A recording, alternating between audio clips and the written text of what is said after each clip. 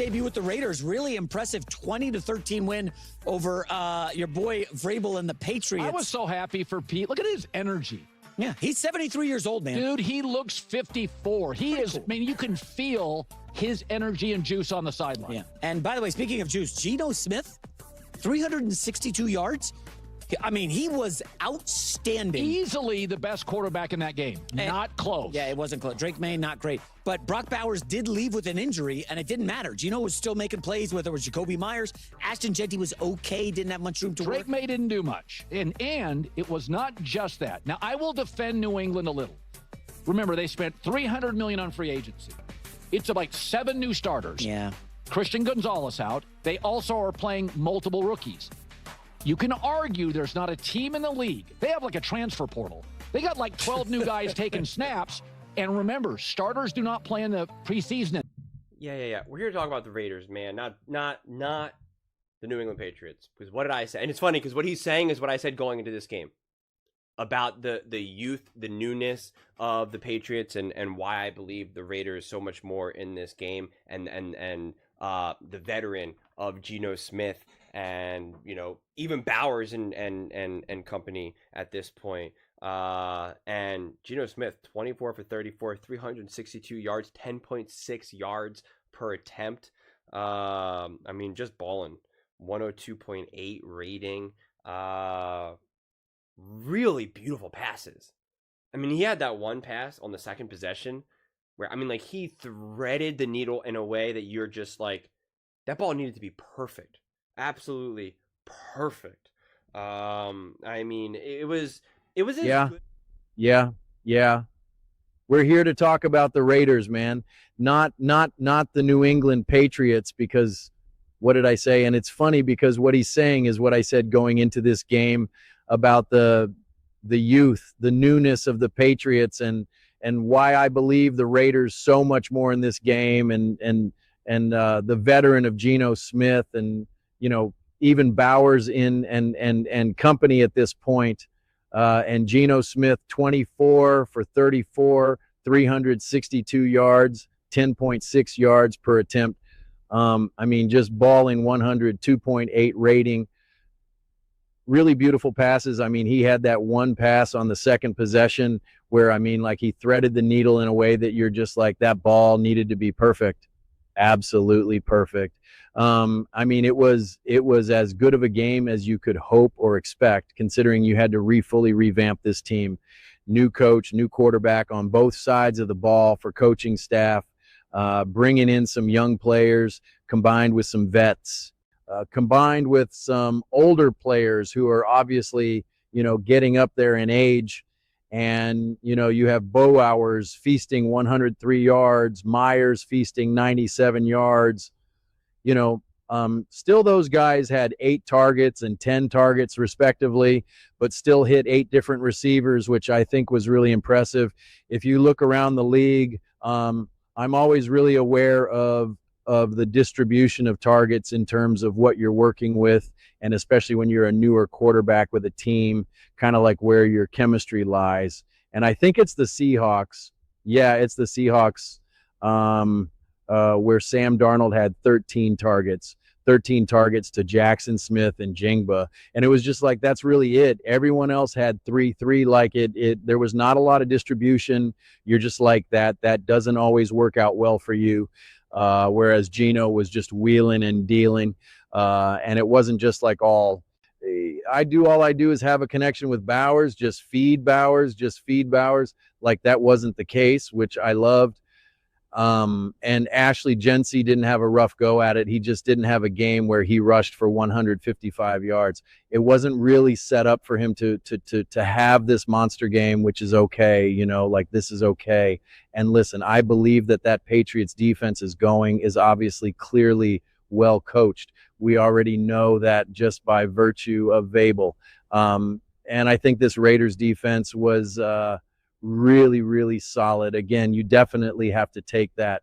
You know, their defense is definitely a lot harder to gauge because you are talking about a young team, young quarterback, first game of the season. I think Drake May last year was was a bit of a punt because of the coaching staff and kind of how much of a mess the Patriots were. And so it's just like, to me, this season is also kind of like an extension of his rookie year. So I'm just not going to draw too firm of conclusions about the Raiders defense, but everyone looked competent regardless. Everyone understood the assignment and what needed to be done. So again, if you're a Raiders fan, that should excite you. You get a win on the road right off the bat. The Chiefs lost, right? They're 0-1. You're 1-0. You're cooking, baby. You're cooking. I mean, the O-line handled a lot of pressure really well. I mean, there was moments when they're just like, oh man, like they're bringing it, and the O-line picked it up very, very well. There was plenty of wide open targets. Like that opening drive was beautifully scripted by Chip Kelly and executed by Geno Smith. The 30-yard touchdown at Tucker, 3rd and 11 wide open. It's just like, that's what scheme and connection can do, man. Like that's why it matters. That's why I was so high on Chip Kelly coming in with Geno Smith and having Pete Carroll just having to worry about the defense and the culture, right? Like I would have not been as high on the Raiders if you weren't also bringing in Chip Kelly. And Chip Kelly has had success with a lot of different quarterbacks in a lot of different situations. So, like that is something that I am firm on. The one thing, and quite truly, this was kind of an issue with everyone around the league. Because I always write down the number of penalties. I think it's such an under-discussed stat in the break. When everyone's breaking down games, I think people kind of just don't really focus on it as much, but it matters. And they had 9 penalties, which would have been one more penalty than the team that averaged the most penalties last year. Now, again, to be fair, since I do take note of all the penalties, I'm looking at all my notes over there. Like, there were so many teams that had 8, 9, 10, 11, 12. I think the Titans had like 12 penalties for like a 100+ yards. And so I expect better from that. And hopefully that improves down the road, because again, beating the Patriots, one thing, beating the Chiefs, beating the Chargers, beating the Broncos, beating just higher quality teams with a higher quality quarterbacks, more experienced quarterbacks, and continuity of coach quarterback. You just need to be more buttoned up, and having 9 penalties and giving up 81 yards, you just don't want to make a habit of that. And they only had 56 total rushing yards, 2.3 yards per carry. But again, you want to see that improve. But like, I just think that there was like a moment when Ashton Jeanty had to really body himself in for that touchdown. You could see it. I think there was at times with Ashton Jeanty, he was to a degree trying to rely on his ability just to run through people, and it's less like you're in the NFL now. Everyone is bigger, stronger, faster, so you won't be able to just barrel through people necessarily in the way that you were in the past. So I do think that they will start to get a little bit more creative.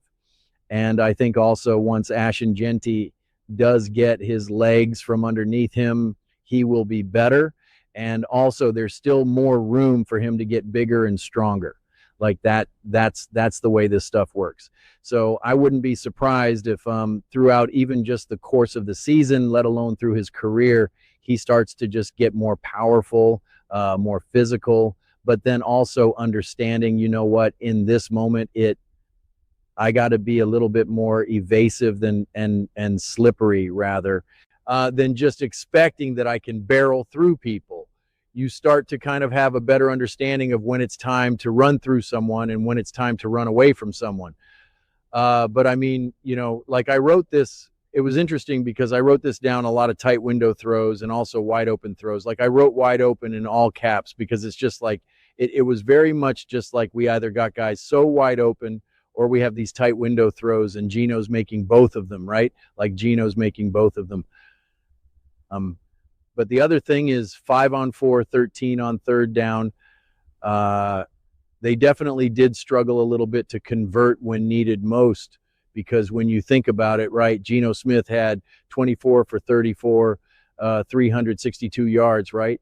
and yet they only made it to the red zone once. He threw for 362 yards, nearly 400 yards, and they only got to the red zone once, and they were 5 for 13 on third down. Once you can start sustaining more drives, once you can start get in the red zone more, would love to see what Chip Kelly has dialed up for the red zone. We're 1 for 1 in the red zone, so that's nice to see. But I think that's what happens when you kind of find yourself in these wide open or tight window type of offenses, or just kind of how the game plays out, that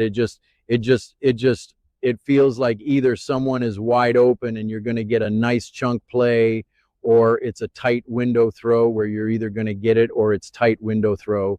Can't always get it all the time. So you'd like to see that smooth out a little bit more. But all in all, really nothing but positives, honestly.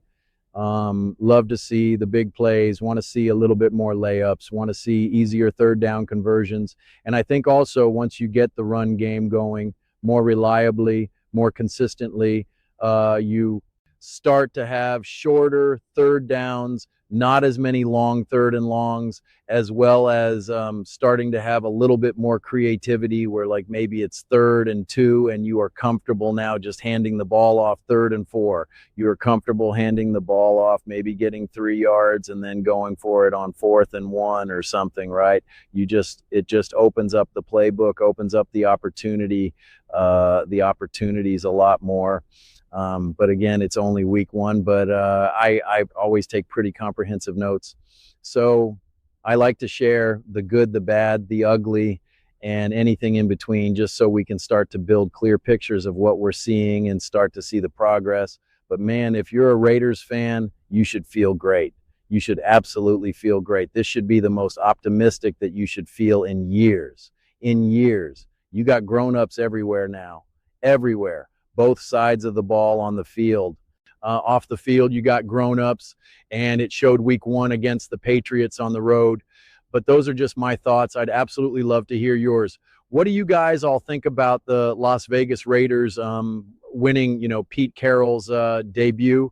Officially becomes the oldest coach in NFL history. Don't know if that's the best thing, but, still positive. Let me know in the comments below. I read every single comment, so whether you agree with me or disagree with me, either way, let's get in some discussions, let's get in some fights, but ultimately, let's just have some fun, and please do consider subscribing. We're building an amazing community here, and absolutely love to see you part of it. I want to build something that we all generally feel connected to, something that we're really excited to be a part of. I think we're well on our way to doing it, and please don't forget to give this video a thumbs up, as it really does help with visibility in the algorithm. Thank you so much. See you next time.